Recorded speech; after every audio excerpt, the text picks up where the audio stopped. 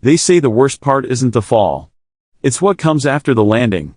You've just had what people call an ego death. Maybe it came through a spiritual awakening. Maybe it cracked you open during a crisis, a breakup, a psychedelic trip, or years of internal struggle that finally reached the surface. However it happened, you felt it. Your old self, the identity you clung to for so long, collapsed. It's gone. And for a moment it was peaceful, even freeing. But now you're stuck in the silence. No goals, no drive, no clear self to fight for. Just this empty space where you used to be. And that's where most people get lost. We think enlightenment means glowing forever in some cosmic bliss. But the reality is it is messy, disorienting. It can leave you lying on the floor of your life trying to remember why anything even matters anymore. Carl Jung, the Swiss psychologist who reshaped how we understand the human psyche, understood this part better than most. He called it the death of the persona. When the mask we wear for society falls away and we see how much of our life was scripted by fear, conditioning, ego, and approval seeking. But he also believed that this collapse wasn't the end.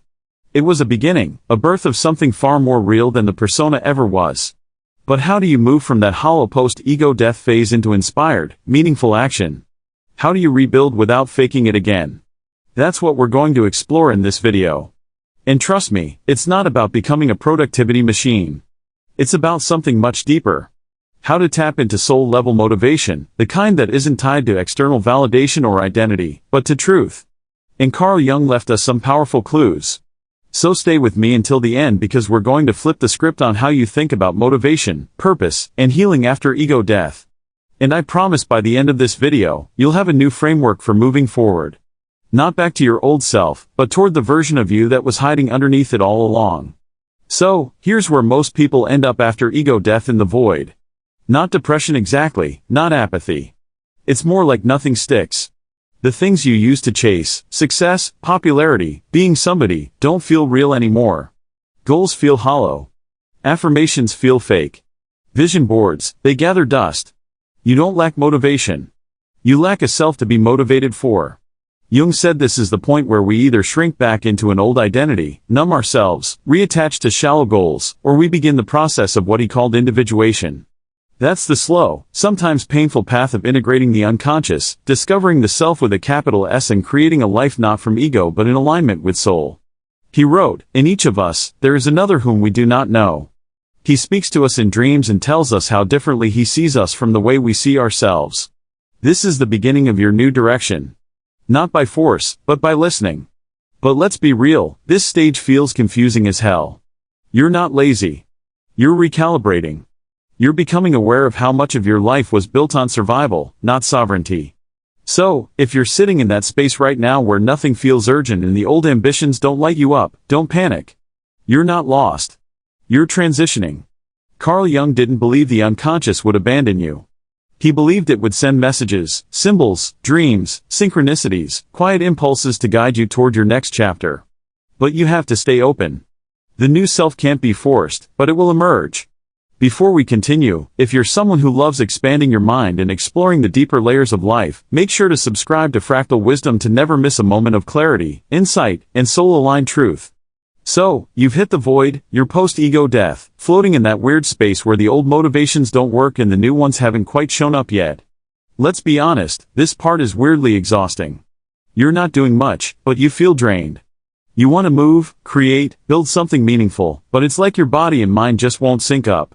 Everything feels slow, heavy, pointless. Now, here's the paradox. What if the thing holding you in that stuck place isn't the emotion itself, but your resistance to it? I know it sounds backwards, but every time you feel tired and beat yourself up for it, you're not resting. You're wrestling. You're burning mental energy, trying to be in a different state than the one you're in. And that resistance and inner argument is draining you. Not the tiredness, but the fight against the tiredness. Carl Jung understood this dynamic well. He said, what you resist not only persists but will grow in size. That wasn't just metaphorical. He was talking about the human shadow. The part of ourselves we repress, judge, and avoid. When we resist what's inside us, we split from ourselves.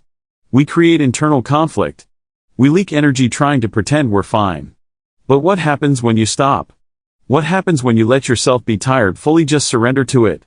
What happens when instead of shaming your lack of motivation, you sit with it, breathe with it, and listen to it? You begin to feel what's underneath. And when you stop resisting the so-called negative state, when you allow it to exist without judgment, you create space for it to move. That's when things begin to shift. Let's break that down in real-life moment. You're lying in bed. Nothing sounds exciting. Your inner critic kicks in. You're wasting time. You should get up and do something.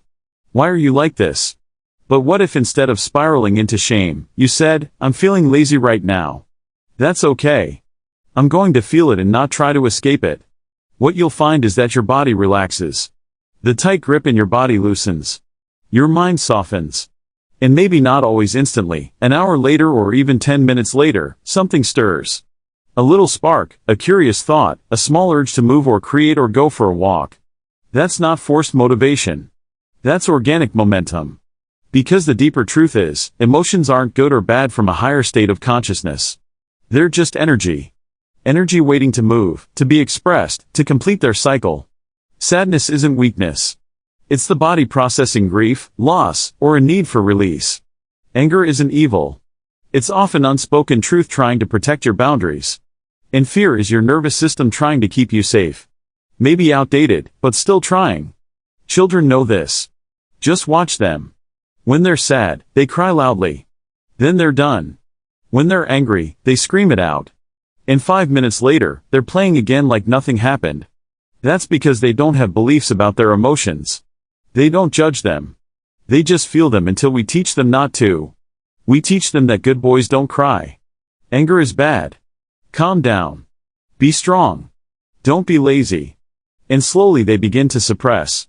That suppression creates a shadow, the unconscious part of our psyche that Jung spent his life studying.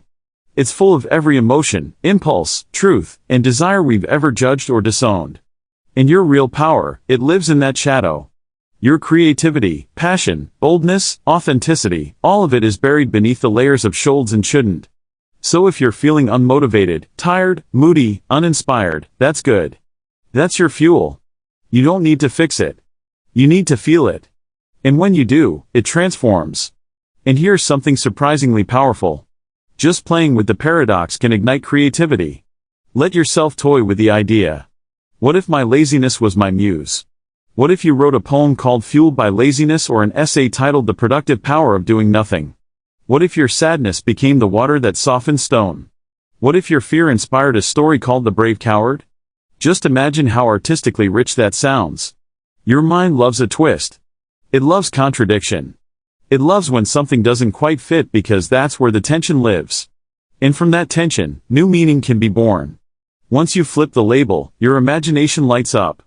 It stops trying to escape the emotion and starts dancing with it. This is creativity at its core. Not the polished Instagram version, but the raw, real kind that comes straight from the soul. Jung would say, this is your unconscious coming online, offering symbols, language, and metaphor to help you express what the rational mind can't. So, next time you feel off, don't fight it. Write, paint, or speak from it. Let the paradox be the punchline. Your resistance isn't your enemy. It's your untapped artist. And your shadow, it's holding the paintbrush. So, by now you've probably realized something most people never get to. The path forward after ego death isn't about pushing harder. It's about listening deeper. And that brings us to one of Carl Jung's most powerful yet most misunderstood concepts. The self. Not your job title, not your Instagram bio, not even your personality type. Jung's self with a capital S is the totality of who you are. It's your soul's blueprint. It includes your conscious mind and your shadow, your wounds and your potential. It's not just who you are today. It's who you were always meant to be. The self wants to guide you. It wants to grow, evolve, express, and create through you. It sends messages all the time. Dreams that feel like clues. Strange synchronicities. Random urges to write or move or call someone. Feelings that don't make logical sense but somehow feel true.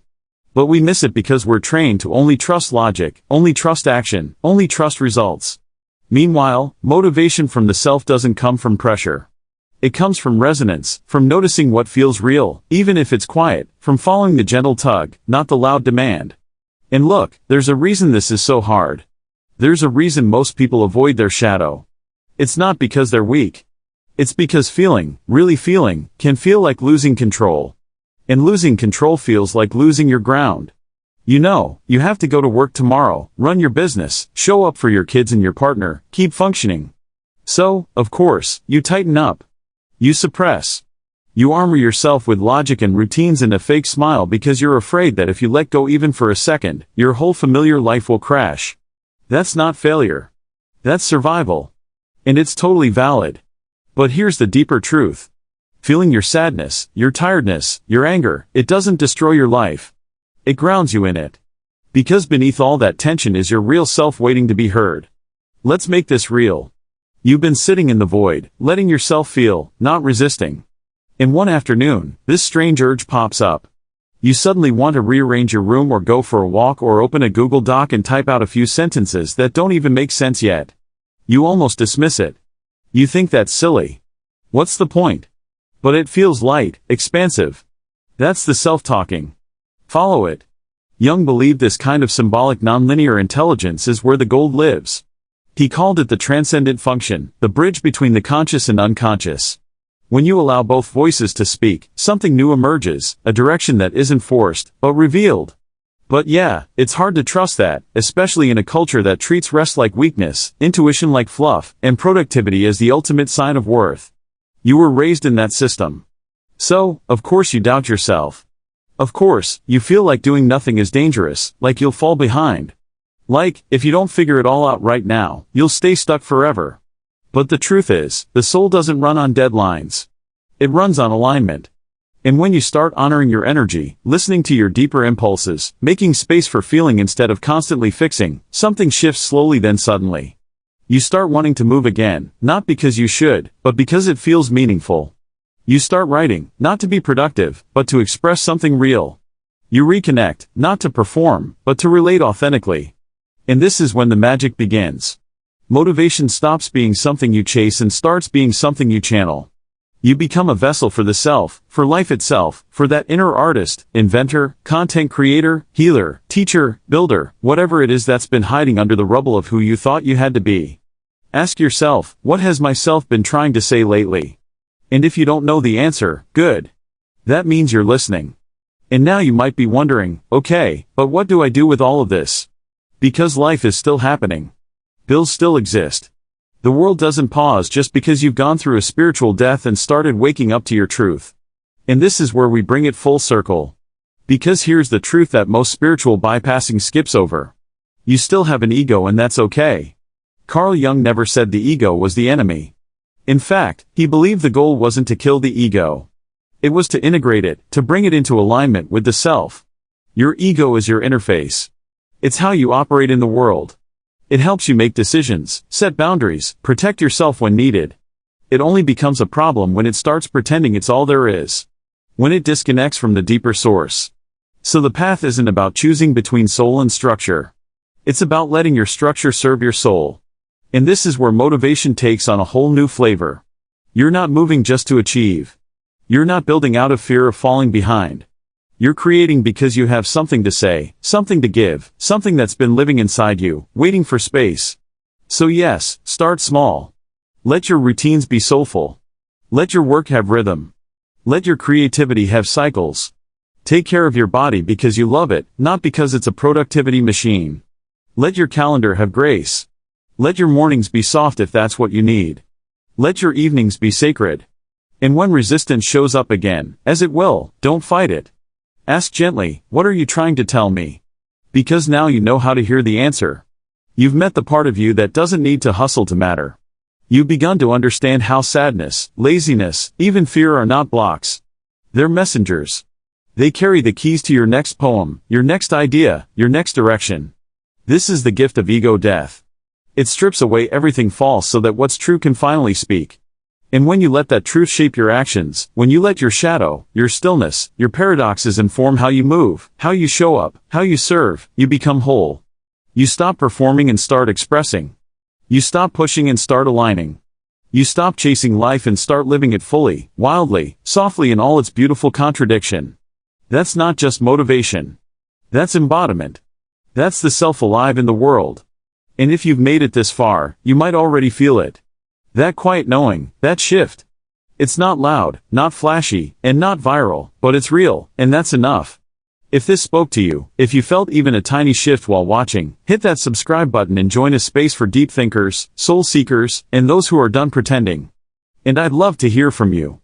Drop a comment below and tell what part of this landed for you the most, or where are you right now in your own process of awakening?